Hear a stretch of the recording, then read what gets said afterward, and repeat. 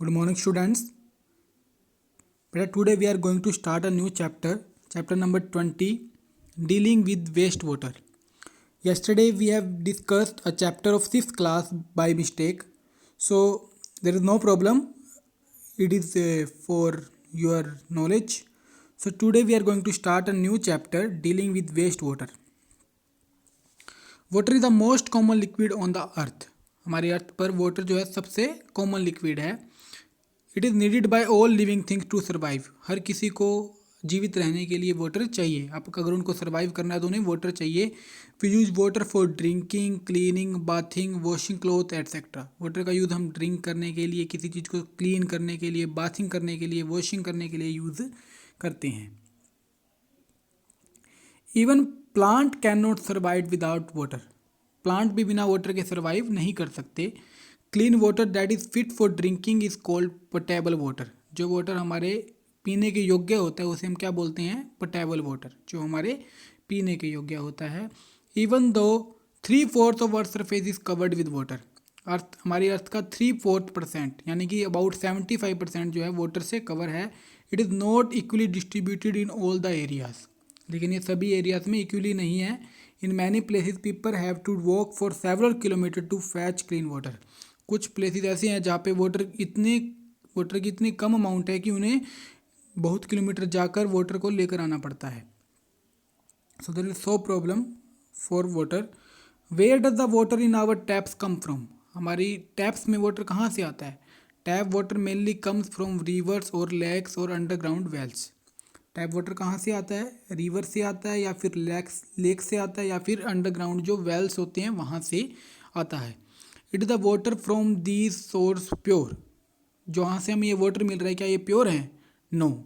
It may contain dissolve substance like gases from the air, nitrates and the sulphates from the soil. इसमें बहुत सारी gases mix होती हैं, nitrates mix होते हैं और बहुत सारे सल्फेट्स मिक्स होते हैं. तो ये सब इसमें हम जो वाटर ले रहे हैं उनमें मिक्स होते हैं. बैक्टीरिया होते हैं इसमें, बहुत सारे जम्स भी होते हैं, सैंड, सोल पार्टिकल. तो बहुत सारी इम्प्योरिटीज़ होती है जो वाटर हम ले रहे हैं डिफरेंट सोर्स से, रिवर से ले रहे हैं या फिर अंडरग्राउंड वेल से ले रहे हैं. इन सब में इम्प्योरिटीज़ होती हैं. Before the bottle reach our taps. जब हमारा वाटर हमारी टैप्स में पहुंचता है, it is made fit for drinking by killing the harmful germs. जब ये हमारे टैप्स तक पहुंचता है तो इसमें जो जर्म्स होते हैं उनको किल किया जाता है, उनको मारा जाता है with the help of some chlorination, filtration, बहुत सारे मेथड्स के द्वारा इस वाटर को प्योर किया जाता है ताकि इसको हम ड्रिंक कर सकें. And by removing solid matter this is done at water works. और उनके सॉलिड मैटर को रिमूव करके इसको क्या बोलते हैं? हम वाटर वर्क्स बोलते हैं. Every day we use a lot of tap water in our home. हमारे घरों में हम बहुत सारे टैप वाटर का डेली यूज़ करते हैं. Most of the water we use in our homes is use for cleaning, washing, cooking and carrying away waste material. जो वाटर हम हमारे घर पे यूज़ करते हैं इसका यूज़ हम क्लीनिंग करने के लिए, वॉशिंग करने के लिए, कुकिंग करने के लिए और कुछ वेस्ट मटेरियल को लेकर जाने के लिए करते हैं. Only a little water is use for drinking. बहुत कम वाटर हमारे पीने योग्य होता है. Do you know how the tap water get dirty. क्या आपको पता है कि टैप वाटर कैसे डर्टी हो जाता है? We all are responsible for it. ये सब के लिए हम जिम्मेवार हैं, हम रिस्पॉन्सिबल हैं.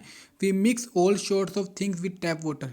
टैप वाटर के साथ हम हमारी बहुत सारी चीज़ें को मिला देते हैं, जैसे shampoo, soaps, toothpaste, detergents, waste from food, human waste. ये सब हमारे जो टैप वाटर होता है उसमें मिक्स हो जाता है. This water containing waste is called sewage. तब जब इस वाटर के अंदर वेस्ट मटेरियल मिल जाता है तो उसको हम क्या बोलते हैं? सीवेज. जब वाटर के अंदर इम्प्योरिटीज मिक्स हो जाती है तो उसे सीवेज कहा जाता है. Sewage includes garbage, human waste and water that has been use for cleaning, washing and bathing. Sewage में क्या आता है? वो सब गार्बेज, ह्यूमन वेस्ट, वाटर सब कुछ आ जाता है जिसका यूज़ हम क्लीन करने के लिए, वॉश करने के लिए या फिर बात करने के लिए करते हैं. Sewage contain many dissolve and suspended impurities. जो सीवेज होता है उसमें बहुत सारी इम्प्योरिटीज़ होती हैं which we call as contaminants. Impurities को हम क्या नाम देते हैं? कॉन्टामिनेंट्स का नाम देते हैं. The contaminants can be summed up as followers. सबसे पहले ऑर्गेनिक इम्प्योरिटीज़. ऑर्गेनिक इम्प्योरिटीज़ क्या होंगी? This include human These include human waste, animal waste, food waste, soap, detergent, pesticide, ये सब किस में आएंगे? ऑर्गेनिक इम्प्योरिटीज़ में। उसके बाद inorganic impurity this includes nitrates, sulphates, phosphates, ये सब किस में आएंगे? इनऑर्गेनिक, जिसमें नाइट्रेट्स, सल्फेट्स, फॉस्फेट्स सब मतलब ये सब गैसेस होंगी, उसको हम बोलेंगे इनऑर्गेनिक इम्प्योरिटीज़। न्यूट्रिएंट्स आपको पता ही है, जैसे नाइट्रोजन एंड फॉस्फोरस, ये सब क्या है? न्यूट्रिएंट्स। ये क्या है? ये अगर वाटर के अंदर मिक्स हो जाते हैं तो ये इम्प्योरिटीज़ है।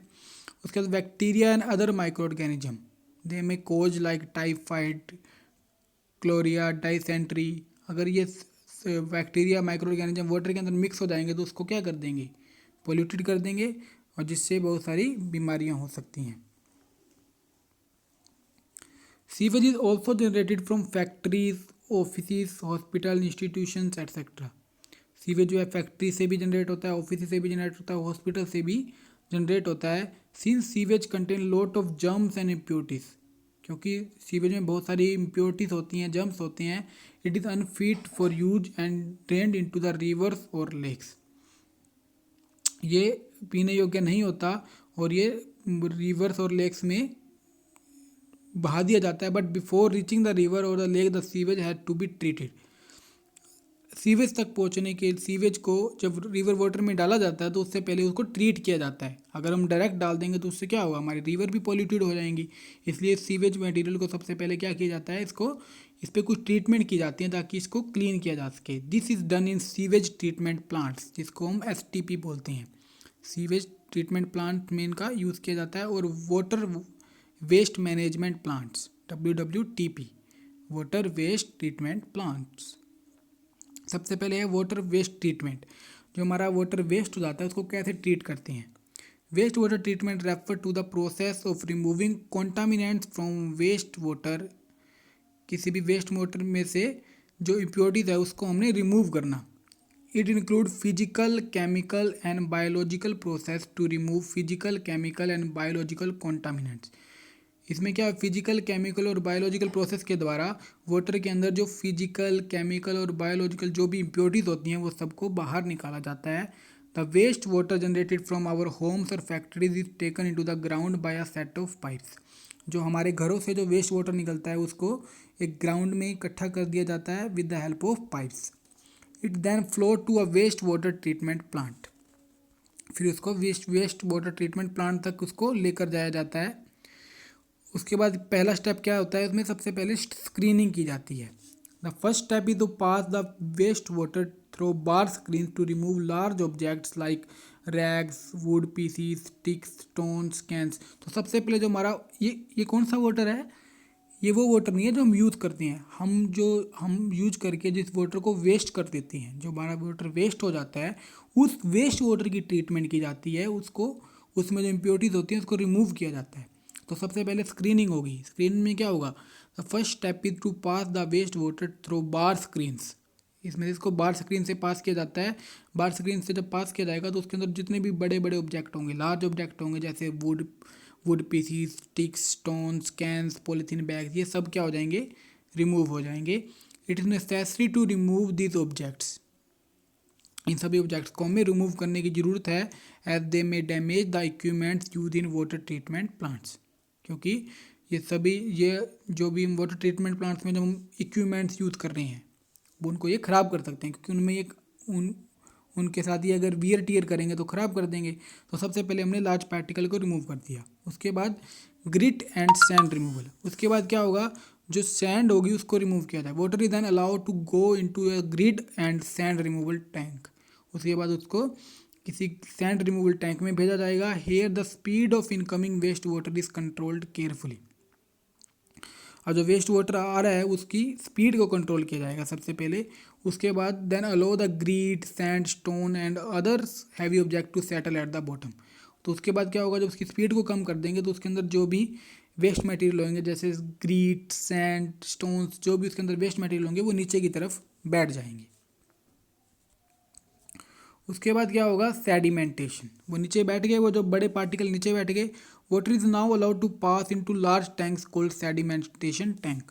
फिर वाटर को सेडिमेंटेशन टैंक से पास किया जाएगा। ये क्या है? सेडिमेंटेशन टैंक है। अब हमने जो हमारा वेस्ट वाटर था उसके लार्ज पार्टिकल रिमूव कर दिए। उसके बाद हमने क्या किया, उसके अंदर जो ग्रीट थे, सैंड रिमूवल थे, उनको हमने रिमूव कर दिया। उसके बाद उसकी सेडिमेंटेशन की। Water is now allowed to pass into large tanks called sedimentation tanks also called. This tanks are large enough so that solid like feces sink slowly to the bottom and material like grease and oil float at the surface and are skimmed off।